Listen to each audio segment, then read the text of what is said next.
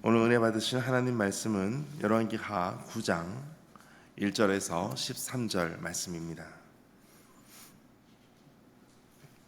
열왕기하 9장 1절에서 13절 말씀, 구약성경 575면입니다.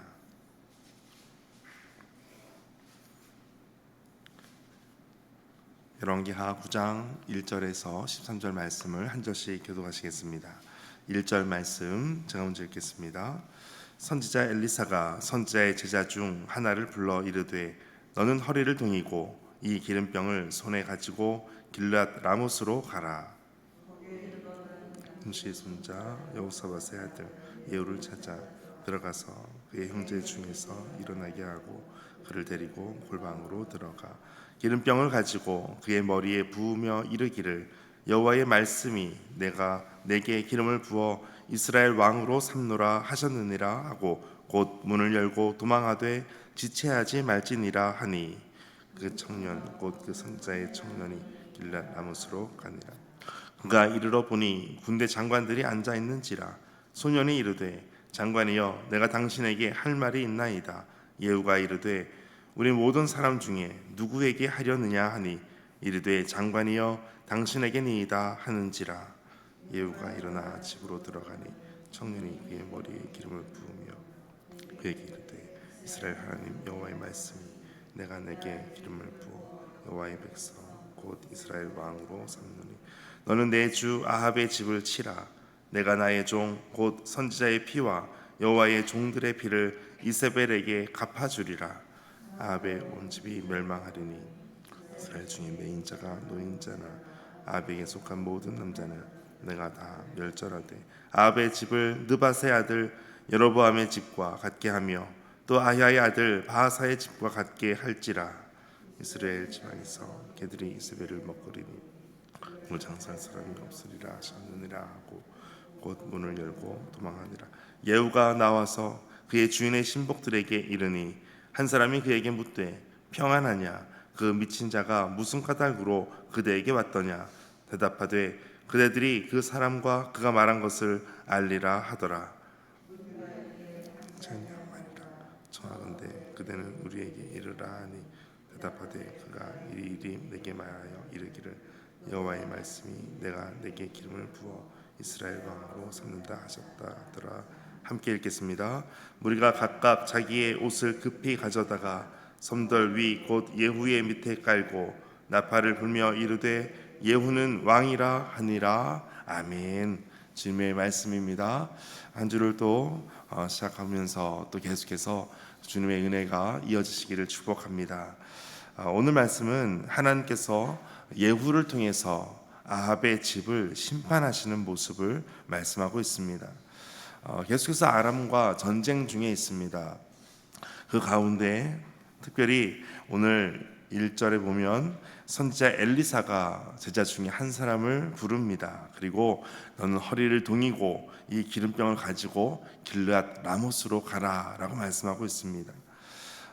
어제 우리가 봤던 것처럼 아합의 아들 요람은 아람과 전쟁 중에 다치게 됩니다. 그래서 치료차 이스라엘로 가게 되죠. 그런데 오늘 엘리사를 통해서 한 청년을 보내는 곳이 바로 길앗 라못입니다. 아람과 전쟁하는 바로 전쟁터로 사람을 보냅니다. 그 이유는 3절에 이렇게 말씀하고 있습니다. 같이 읽겠습니다. 기름병을 가지고 그의 머리에 부으며 이르기를 여호와의 말씀이 내가 내게 기름을 부어 이스라엘 왕으로 삼노라 하셨느니라 하고. 아멘. 기름병 하나를 가지고 갑니다. 기름병을 가지고 가서 해야 될 것이 있는데 바로 어떤 한 사람에게 기름을 부어서 왕으로 삼는다라는 것입니다. 그리고 또 하나의 요청이 있었습니다. 문을 열고 도망하다, 그리고 지체하지 말아라 라는 것이죠. 이 모든 일들 가운데 어떤 인간적인 생각이나 다른 어떤 이 청년의 해를 당하지 아니하도록 이처럼 조치하도록 요구를 합니다. 예후라고 하는 사람을 찾아갑니다. 예후에게 기름을 붓고 왕으로 세우라, 이 말씀이 엘리사에게 전달되게 되죠. 그리고 엘리사를 통해서 했던 것처럼 그 전에 먼저 엘리야에게도 이 말씀이 그대로 있었습니다. 열왕기상 19장 6절에도 보면 16절에 보면 역시 그대로 말씀하고 있습니다. 과거에 나봇의 포도원 사건 때문에 아합이 그때는 죄를 뉘우치고 그때 하나님의 심판이 지연되게 됩니다. 열왕기상 22장 29절에서 이렇게 말씀하고 있습니다. 재앙을 너의 시대에 내리지 아니하고 그 아들의 시대에야 그 집에 재앙을 내리리라. 아합 때가 아니라 그 아들 때에 이 모든 재앙이 임하게 될 것이다 라고 이미 엘리야 때부터 말씀하고 있었습니다. 그러나 이 모든 시간이 지나고 나서 엘리사 시대가 되었을 때에도 아합의 집은 여전히 하나님 앞에 죄를 짓는 가문이 되었던 것이죠. 이제 5절에 그 청년이 길랄 라모스로 갑니다. 갔더니 군대 장관들이 앉아 있습니다. 이 청년이 봤을 때 누가 예후인지 미리 알았던지 아니면 갔을 때 많은 장관들 중에 예후가 누군지가 보였던 것 같습니다. 그래서 바로 예후를 찾아갑니다. 장관이여, 내가 당신에게 할 말이 있습니다. 예후는 우리 중에 누구에게 할 말이 있느냐라고 할 때 그 청년은 바로 당신입니다 라고 이야기를 합니다. 그리고 골방으로 들어갑니다. 그리고 그 예후에게 기름을 부으며 말합니다. 6절 중반부에 이스라엘 하나님 여호와의 말씀이 내가 내게 기름을 부어 여호와의 백성 곧 이스라엘 왕으로 삼는다 라고 그 모든 기름을 붓습니다. 그리고 그 이유는 7절에 너는 내 주 아합의 집을 치라, 이것이 이유였습니다. 예후를 왕으로 삼는 이유는 아합의 집을 심판하기 위해서였습니다. 그리고 그것을 구체적으로 선지자들의 피와 여호와의 종들의 피를 이세벨에게 갚아준다라는 것입니다. 하나님의 심판이 그대로 정확하게 임하는 것을 말씀하고 있습니다. 특별히 이것을 비유할 때 8절에 보니까 아합의 온 집이 이렇게 멸망하게 될 것인데 이스라엘 중에 매인자나 노인자나 아합에게 속한 모든 남자는 내가 다 멸절한다 라고 말씀합니다. 하나도 남김없이 모든 가문이 다 이렇게 큰 심판을 당하는 것을 말씀합니다. 그 예를 드는 것이 9절을 보니까 아합의 집을 느바세 아들 여로보암의 집과 같이 할 것이다. 그리고 아히야의 아들 바하사의 집과 같게 할 것이다. 이렇게 말씀하고 있습니다. 이렇게 두 사람을 소개하는 것은 중요한 이유가 있습니다. 여로보암은 북왕국의 처음 왕이 된 사람입니다. 그가 했던 것은 단과 베델 사이에 우상을 숭배할 수 있도록 신전을 세웠던 것이 하나님 앞에 큰 죄였습니다. 백성으로 금송아지를 섬기게 했습니다. 제사장이나 레위인을 다 쫓아냈습니다. 자기 마음대로 제사장을 세웠습니다. 하나님께서 정하신 절기도 바꾸었습니다. 이것이 바로 여로보암의 행적이었습니다. 여로보암의 아들 나답이 왕위에 오른 지 2년 만에 바하사가 그 모든 여로보암의 가문을 다 멸절하게 됩니다. 또 바하사도 마찬가지였습니다. 그의 아들 엘라가 왕이 됩니다. 왕이 된 지 2년 만에 시므리가 반역을 일으킵니다. 그리고 그 집안이 모두 다 죽게 됩니다. 그 집안 남자들이 하나도 남김없이 다 죽임을 당하게 됩니다. 이것이 여로보암과 바하사의 집과 같게 될 것이다 라고 하는 것이 아합의 집이 이렇게 심판될 것이다 라는 것을 말씀하고 있습니다. 이처럼 하나님께서 예후를 왕으로 세우신 목적이 있었습니다. 이렇게 심판의 말씀을 하는 것은 이것이 바로 경고였습니다. 이스라엘을 향한 경고였습니다.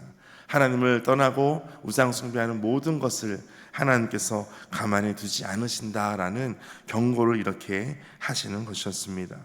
이 모든 것을 다 전하고 나서 그 청년은 엘리사가 말했던 것처럼 10절 마지막에 곧 문을 열고 도망하니라 그대로 향하게 됩니다.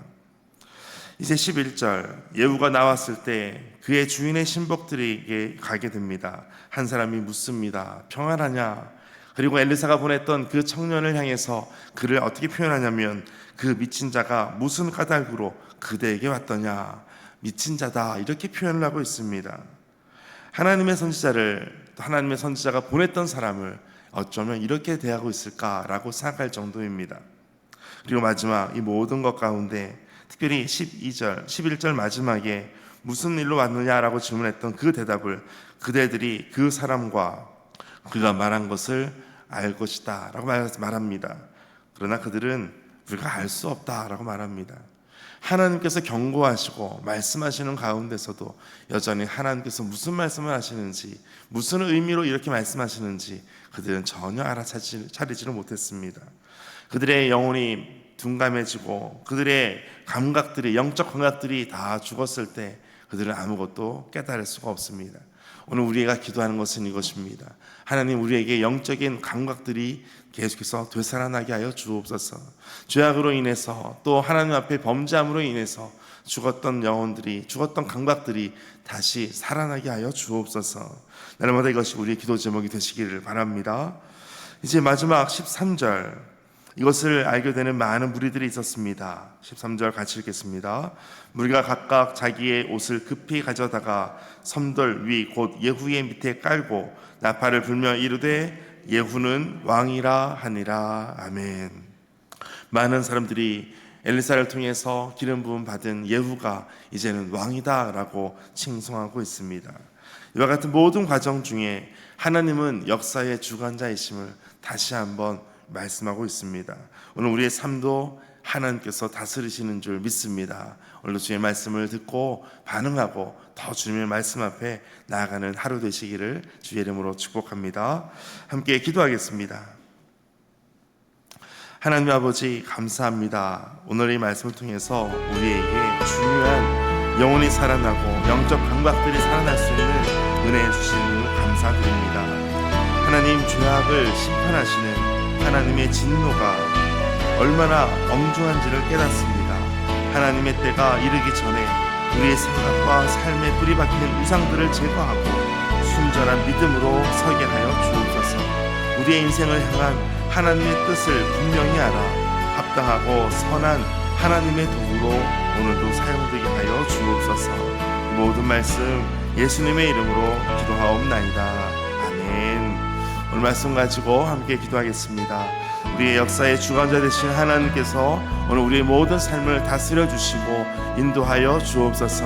우리의 모든 것을 계획할지라도 우리의 걸음을 인도하시는 하나님께서 우리의 삶을 다스려 주옵소서. 하나님의 다스리심을 위하여, 성령의 충만함을 위하여 함께 기도하겠습니다.